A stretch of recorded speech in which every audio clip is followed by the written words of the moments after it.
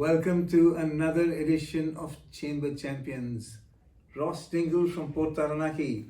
Now my Haere ki te Chamber House. Kia ora. Kia ora, Ross. Ross is the commercial head at Port Taranaki, and today we're going to learn about what's happening at the port. I saw a headline in the newspaper the other day, 28 by 2028. Yes. Do you want to talk about that to us, Yeah, Ross? sure. So Port Taranaki is working with a number of local partners and stakeholders, and we're actively trying to grow the cruise vessel visits into the region.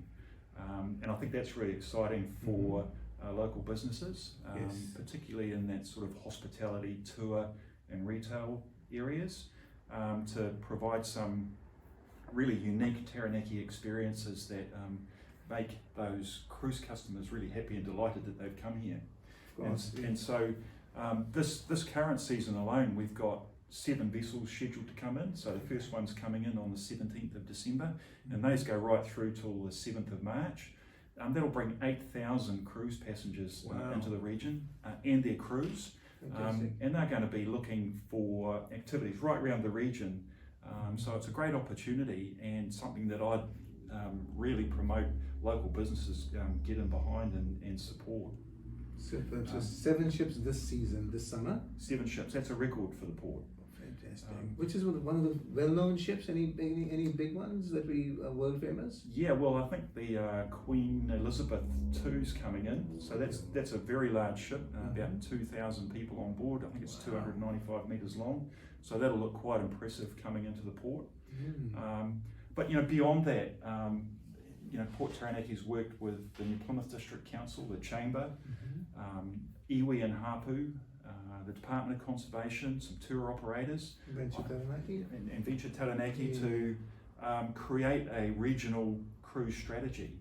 And that's where the 28 by 28 comes from. So, I guess success for us is in 2028, we'll have 28 vessels here.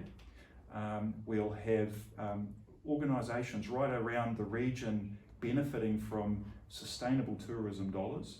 And what does that mean? I think that means lots of great experiences, done in a way that respects the environment and keeps everyone safe, but also working alongside that, iwi and hapu right around the moonga, actively engaging with cruise customers and telling their stories through authentic cultural experiences. So I think there's just an amazing opportunity if we can pull this one off. Yeah, no, it's great to see the port spearheading this with all the organizations that you just mentioned. And what does it mean for the ordinary person in Taranaki? How can they help contribute to making us more visible to the rest of the world? Yeah, sure. So, I mean, we've spoken a bit about businesses, but if you think about people out in the community, volunteers, cruise companies want to come to regions where they feel welcome and they feel valued. Yes. And so if the people out there on the street are able to volunteer in some way or help people out and show them some of the great parks or sites that we have here, I think that just adds to the value for everybody, but not only the cruise customer, but the people of Taranaki as well. Fantastic. And we got people like Josh, friendly, smiling, and that's a reflection. You can't see him because he's behind the camera. But we've got a very hospitable region. Manaki Tanga is a big thing in Taranaki.